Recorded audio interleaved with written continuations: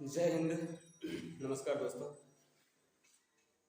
कल हम लोग स्वर वर्ण के बारे में पढ़े थे। आज हम लोग वर्ण के व्यंजन वर्ण के बारे में पढ़ेंगे। व्यंजन वर्ण क्या होता है कि जिन वर्णों का उच्चारण स्वर वर्ण की सहायता से होता है उसे व्यंजन वर्ण कहते हैं। यानी कि जो वर्ण बिना स्वर की सहायता से नहीं बोला जाए उसे हम व्यंजन वर्ण कहेंगे। जैसे क, च, ट, त, प, इस तरीके से देख पा रहे हैं आप। य, मूर्धन, स, ह इत्यादि बहुत सारे वर्ण हैं। तो इन सब का उच्चारण बिना स्वर की सहायता से नहीं हो सकता, इसलिए इसे व्यंजन वर्ण कहते हैं। जैसे एग्जाम्पल में समझते हैं कि क का उच्चारण अगर हम करते हैं तो क में हम देखते हैं कि इसमें अ का संयोग हुआ है, क्योंकि यदि हम क बोलेंगे क तो लास्ट में अ आ जाता है, यानी बिना अ के सपोर्ट के हम क का उच्चारण नहीं कर सकते। इसलिए ये अ क्या है? स्वर वर्ण है, इसलिए क व्यंजन वर्ण हुआ, क्योंकि ये स्वर वर्ण की सहायता से बोला जा रहा है। उसी तरह से प तो लास्ट में आ जाता है अ, य तो लास्ट में य बोल रहे हैं तो अ आ जाता है, इसलिए ये स्वर वर्ण की सहायता से बोले जा रहे हैं, इसलिए इसको हम व्यंजन वर्ण कहते हैं। आशा करता हूं समझ गए होंगे सर। चलिए आगे। व्यंजन वर्ण क्या है? इसका 4 पार्ट है, जैसे स्पर्श व्यंजन, अंतःस्थ व्यंजन, ऊष्म व्यंजन और संयुक्त व्यंजन। अब आप देख पा रहे हैं, हम एक एक करके इन सभी को समझेंगे। स्पर्श व्यंजन क्या है कि जिन वर्णों का उच्चारण कंठ, तालु, मूर्धा, दंत और होठ से होता है उसे हम स्पर्श व्यंजन कहते हैं। यानी कि वैसे व्यंजन जिनका उच्चारण दांत से हो, यानी कि जीभ का स्पर्श दांत में हो, जीभ का स्पर्श मूर्धा में हो, जीभ का स्पर्श तालु में हो, या जीभ का स्पर्श नीचे वाले भाग में हो, जैसे अस्थिर मात्रा में रहता है हमारा नीचे, तो इस तरीके से हम देखते हैं कि जीभ का स्पर्श पूर्ण रूप से स्पर्श हो जीवा का, तो वो क्या होगा? स्पर्श व्यंजन कहलाएगा। जैसे क, ख, ग, घ, अंग, इसमें हम क्या देखते हैं? जीभ हमारा साइलेंट नीचे की ओर स्पर्श है, बिल्कुल साइलेंट है, नीचे जीभ का स्पर्श है, तो इसको क्या कहेंगे? हम क वर्ग कहेंगे, क्योंकि क जो है ये क, ख, ग, घ, अंग, ये पूरा क वर्ग हुआ, इसलिए हम इसको क वर्ग लिखते हैं, क्योंकि ये सारे व्यंजन क के अंतर्गत आते हैं, क के क्लास के अंतर्गत आते हैं, इसलिए इसको क वर्ग कहा जाता है। और इसका उच्चारण कहां से होता है? कंठ से होता है, क्योंकि जीभ बिल्कुल नीचे स्पर्श होता है, क, ख, ग, घ, अंग, इस तरीके से, तो कंठ से इसका उच्चारण होगा।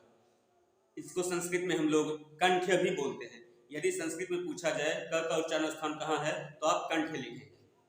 उसी तरीके से च, छ, ज, झ, य, इसका उच्चारण स्थान तालु से होता है। तालु आप समझ रहे हैं, जीभ का स्पर्श, यानी ये जो पार्ट है यानी ऊपर में जो गढ़ा है उसको हम तालु कहते हैं, तो वहां जीभ का स्पर्श हो जाता है, जीभ का बीच वाला पॉइंट वहां टच होता है, तो हम उसका उच्चारण स्थान कहाँ मानेंगे? तालु से होता है। संस्कृत में उसको तालव्य भी कहते हैं। उसी तरह से ट, ठ, ड, ढ, न है, इसको ट वर्ग कहा जाता है, क्योंकि ट ये पहला वर्ग है, इसी के अंतर्गत सारे वर्ण आ रहे हैं इसके जो भी हैं, इसलिए इसको ट वर्ग कहा। इसका उच्चारण स्थान कहां से होता है? मूर्धा से। मूर्धा कहाँ है? दांत और तालु, ये दोनों के बीच में एक स्थान है, यानी कि जहां पे हमारा ये दांत का ऊपर वाला मसूड़ा है अंदर में, ये वहां से इसका उच्चारण स्थान होता है, इसलिए हम उस जगह को क्या कहेंगे? मूर्धा कहेंगे। तो मूर्धा से उसका उच्चारण है, संस्कृत में इसे मूर्धन्य भी कहते हैं। त, थ, द, ध, न, इसका वर्ग है त वर्ग, क्योंकि ये त के अंतर्गत ये सारे वर्ण आ रहे हैं, इसलिए इसको त वर्ग नाम दिया गया है। और इसका उच्चारण दांत से होता है। बिना दांत में जीभ का स्पर्श कराए हम त, थ का उच्चारण कर ही नहीं पाएंगे, इसलिए इसका उच्चारण स्थान दांत से है। इसको संस्कृत में दंत भी कहते हैं, दंत से उच्चारण होगा। और प, फ, ब, भ, म, ये प वर्ग है, क्योंकि प के क्लास में ये सारे वर्ण आ रहे हैं, इसलिए इसको प वर्ग कहा जाएगा। इसका उच्चारण स्थान होठ से होता है, प फ ब भ म। यदि हम होठ का स्पर्श आपस में नहीं करें और प फ बोलने का प्रयास करें तो हम नहीं बोल पाएंगे, इसलिए इसका उच्चारण स्थान होठ से होता है। संस्कृत में इसे ओष्ठ्य भी कहते हैं। इसलिए अगर एग्जाम में पूछा जाए कि प का उच्चारण स्थान कहाँ है, यदि हिंदी में पूछा जा रहा है तो आप होठ लिखेंगे, वहां ओष्ठ भी लिखा होता है, और संस्कृत में हम ओष्ठ बोलेंगे, उसको ओष्ठ में मारेंगे। चलिए, आशा करता हूं समझ गए होंगे।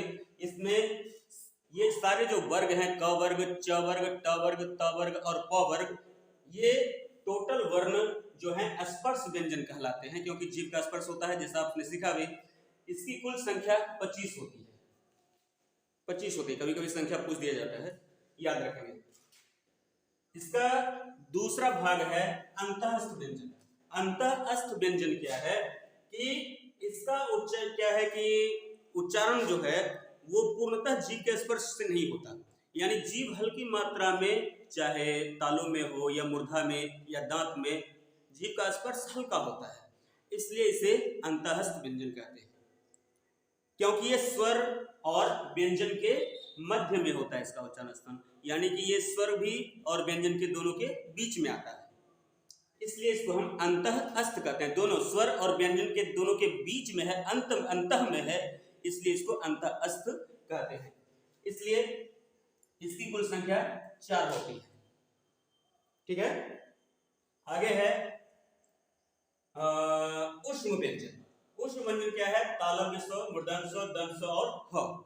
इसको उच्चारण के आधार पर अगर हम बोलेंगे, इसको बोलेंगे श, इसको बोलेंगे स और इसको बोलेंगे स। तो इस तरीके, और ये ह तो है ही, इसको ऊष्म व्यंजन कहते हैं। क्यों? क्योंकि इसके उच्चारण में हमारे मुख से जो ध्वनि निकलती है, वो जो वायु है, वो उच्चारण के समय कुछ गर्म हो जाती है, और गर्म को ही ऊष्म कहा जाता है। इसलिए इस वर्ण के उच्चारण में मुख से गर्म वायु निकलती है और ज्यादा मात्रा में हवा का निष्कासन होता है, जिस वजह से इसको ऊष्म व्यंजन कहा जाता है। इसकी संख्या भी 4 होती है, इसलिए कभी कभी परीक्षाओं में पूछ दिया जाता है कि ऊष्म व्यंजनों की कुल संख्या कितनी है, तो आपको 4 के ऑप्शन में टिक लगाना है। लास्ट है संयुक्त व्यंजन। जैसा कि नाम से ही लग रहा है, संयुक्त यानी कि मिला हुआ। संयुक्त व्यंजन में क्या है? इसमें 2 व्यंजन आपस में जुड़कर एक व्यंजन का निर्माण करते हैं, इसलिए कहा गया कि 2 व्यंजन, जो व्यंजन 2 व्यंजन वर्णों के संयोग से बनते हैं, उसे संयुक्त व्यंजन कहते हैं। अब जैसे देख रहे हैं, क है और मूर्धन्य स है, ये दोनों के मिलने से, संयोग से अक्षर बना है। त्र है तो त्र में त और र दोनों आ रहा है। त्र का उच्चारण करते हैं तो लगता है त और र है, त्र। तो त्र क्या है? त प्लस र, यानी हो गया त्र। उसी तरह से ज और य, ये दोनों के संयोग से बना है ज्ञ। ज्ञ और श्र जो है, ये तालव्य स और र के संयोग से बना है, इसलिए इसको कहेंगे श्र। श और र, श्र। इस तरीके से ये चारों वर्ण अक्ष, त्र, ज्ञ और श्र, ये सारे संयुक्त व्यंजन हैं। आशा करता हूं आपको ये व्यंजन वर्ण का चैप्टर लगभग समझ में आ गया होगा, और अगर नहीं समझ में आया हो तो आप कमेंट कर सकते हैं। कमेंट में अपनी परेशानी बताएं, हम प्रयास करेंगे कि आपकी जो समस्याएं हैं उनको हम फिर से आगे सॉल्व करने का प्रयास करेंगे। चलिए, जय हिंद, नमस्कार।